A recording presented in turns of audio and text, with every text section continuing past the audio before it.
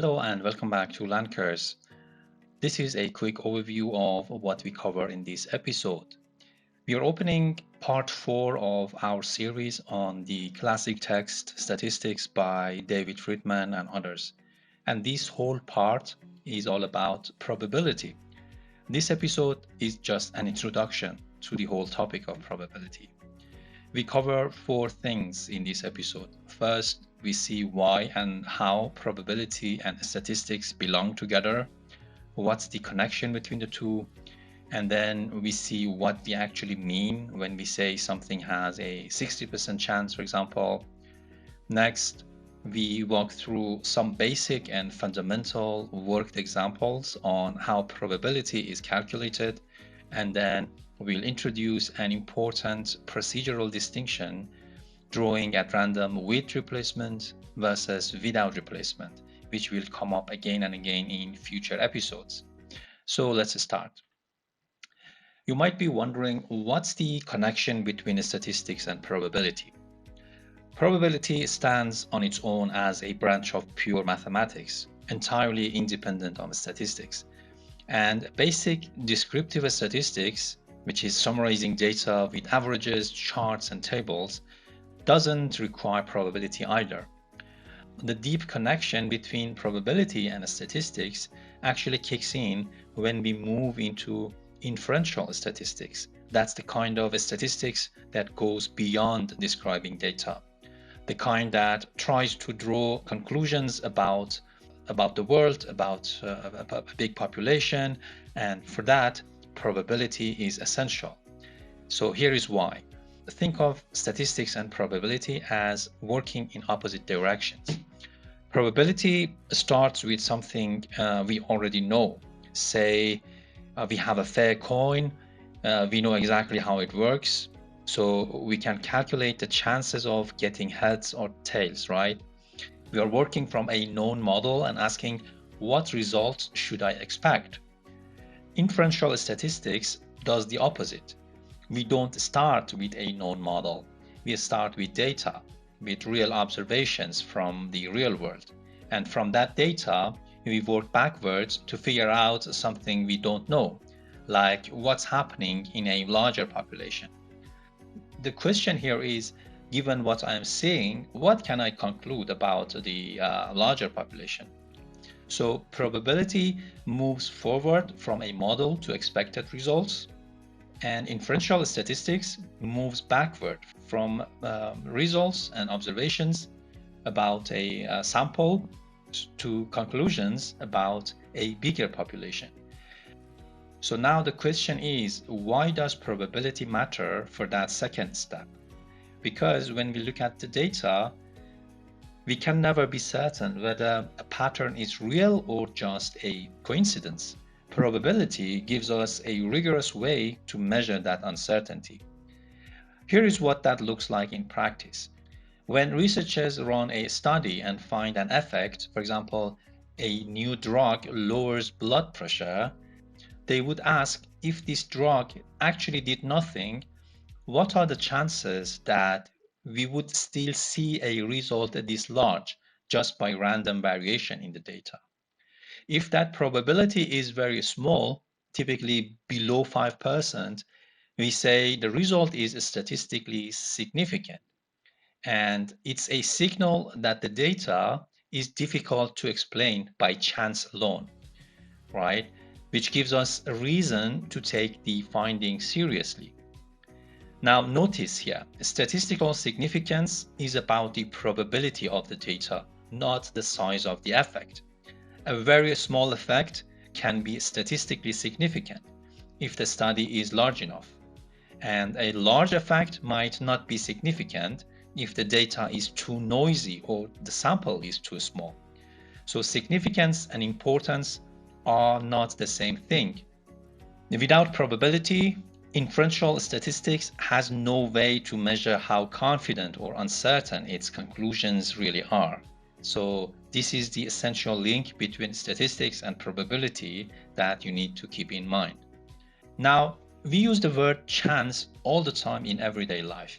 What are the chances of getting that job? What are the chances of rain tomorrow? So we say these things casually, and people generally understand what we mean by them, right? But in science, that kind of loose language doesn't work. We need the word chance to mean something specific and consistent. And that turns out to be harder than it sounds. Mathematicians have wrestled with this question for centuries, and over time, they developed several careful ways of defining the word chance.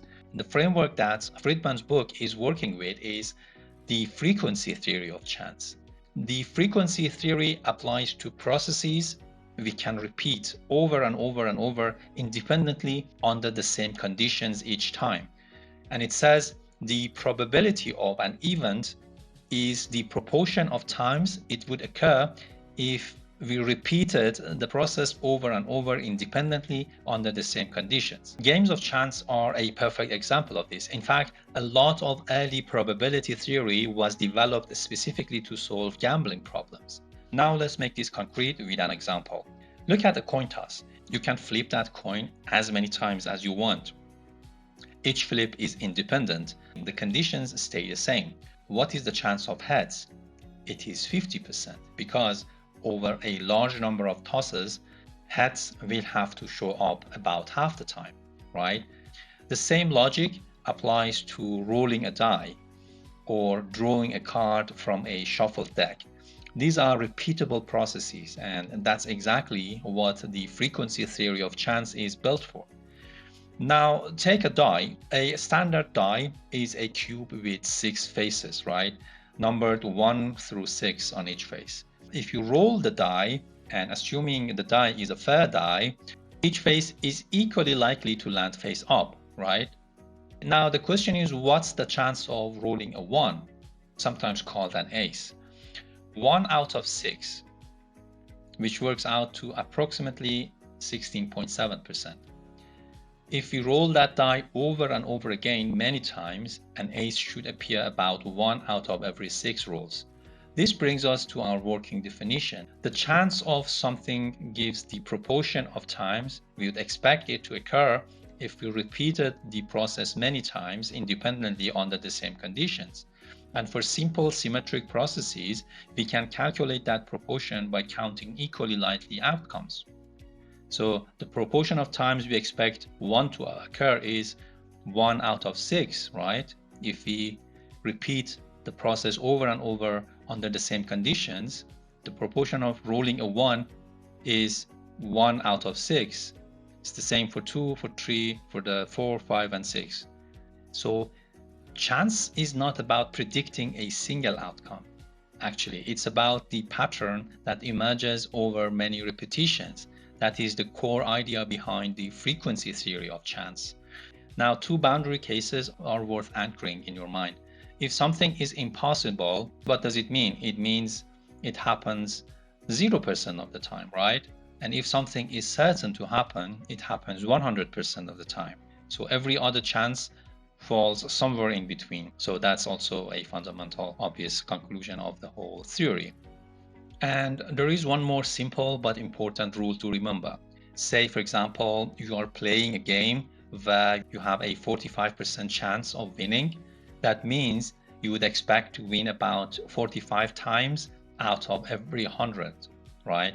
What about the other 55? Those are losses. So the chance of something happening plus the chance of it not happening always should add up to 100%. Put it another way, the chance of something equals 100% minus the chance of the opposite. It can't be any other way.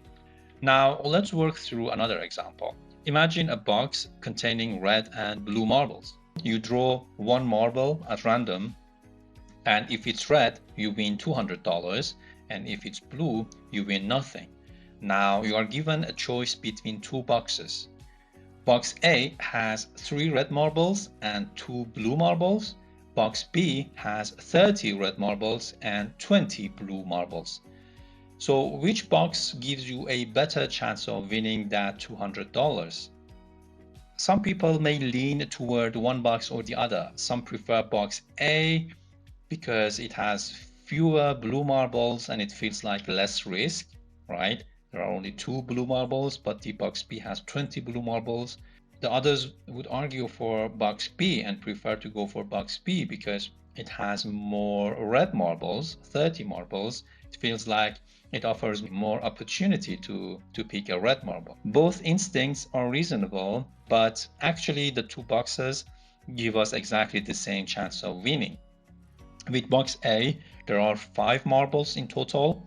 3 of them are red. So if you drew from this box many times, replacing the marble after each draw, then you would expect to pull a red one about 3 out of every 5 draws, right? That's 60%. With box B, there are 50 marbles in total, and when you draw many times, you would expect red about 30 out of every 50 draws, and that's 30 out of 50, which simplifies to 3 out of 5, again 60%.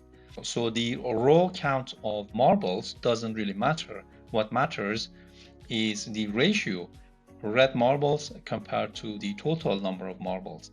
And that ratio is identical in both boxes. And that ratio is actually the probability or chance of getting a red. So let's now build our definition carefully. When all outcomes are equally likely, the probability of an event is simply the number of ways it may happen compared with the whole number of ways it may either happen or not happen. Okay, let's apply that to the marble example again. So we want red, right? There are 3 ways that this can happen, okay? Because there are 3 red marbles in the box. There are 3 possible ways, 3 possible outcomes to get red, okay? If we pick any of those 3 marbles, we are good. So there are 3 possible ways. There are 3 possible outcomes to get red. And the total number of ways the draw may either go our way or not, that's 5, because there are a total of 5 marbles. So the probability of drawing red is 3 out of 5. And the probability of not drawing red is 2 out of 5. Now notice 3/5 plus 2/5 equals 1. And that's not a coincidence. It will always work out that way because the event must either happen or not happen, right? So those 2 possibilities cover everything. Together, they always add up to 1, and 1 represents absolute certainty. Now let's apply that same definition to a coin toss, okay? We said the chance of getting heads is 50%. But where does that number actually come from? Let's derive it. How many ways can heads happen when we flip a coin? Just one, right? There's one way, one possible outcome that heads come up, right? And there is only one way, one chance, one possible way to get heads when we toss a coin. Now, what is the total number of ways the toss may either go one way or the other? 2. We can either get heads or tails, okay? That's all. So the probability of heads is 1 out of 2, which is 50%. And what does that mean in practice? It means that if we flip that coin over and over and over again, heads will show up about half the time in the long run, okay? So here is the key definition to remember. When outcomes are equally likely, the probability of an event is the number of possibilities, or you could say the number of outcomes available to produce the event divided by the total number of possible outcomes.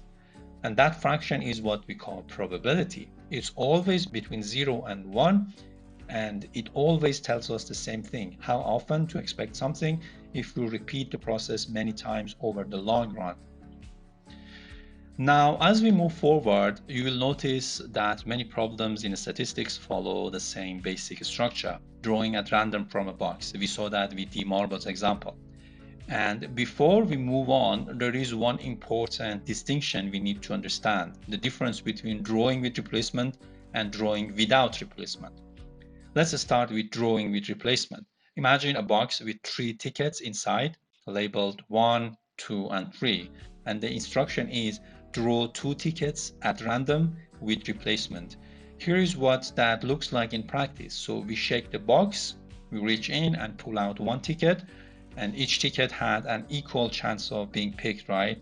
So we note the number, then we put the ticket back in the box, shake again, and we draw again. Now note the number again and put it back. The key point is after every draw, the box goes back to its original state. All 3 tickets are always in there. Each draw has nothing to do with the one before it. The draws are totally independent. Now let's look at drawing without replacement. Same box, same 3 tickets, but this time when we draw a ticket, we set it aside. It does not go back into the box. So after the first draw, only 2 tickets remain inside the box, okay? And then we shake those 2 tickets and we draw again. The box has changed after the first draw, okay? And because the box has changed, the probabilities have changed too. The second draw is no longer independent of the first draw, because now the composition of the box has changed. So depending what you draw on the first draw, the composition of the box changing, and therefore the second draw, the outcome of the second draw is dependent on what you draw on the first draw. So here is the key takeaway from both cases. In either method, with or without replacement, every ticket in the box always has an equal chance of being picked at that moment. That's what drawing at random means, right? The difference is what happens next. With replacement, the box resets to its original state. And without replacement, it does not, okay? And that changes the probabilities for every draw that follows. And remember, this distinction matters more than it might seem right now, and we'll come back to it in future, and we'll see exactly why it changes the probability calculation. Now, let's summarize what we discussed in this episode. First point, probability and statistics are connected because probability is the theoretical foundation that makes statistical reasoning possible. Then we talked about the frequency theory of chance, which defines probability in terms of long-run repetition. The chance of something gives us the percentage of time it is expected to happen when the basic process is done over and over again independently and under the same conditions. Another point, chances are always between 0 and 100%, and the chance of something equals 100% minus the chance of the opposite thing. Probability is calculated as a ratio, favorable outcomes divided by total possible outcomes. And another point was drawing with replacement and without replacement. Drawing with replacement keeps the box the same after each draw. Drawing without replacement removes the drawn item, changing the setup for every subsequent draw. And that was it for today. See you next time.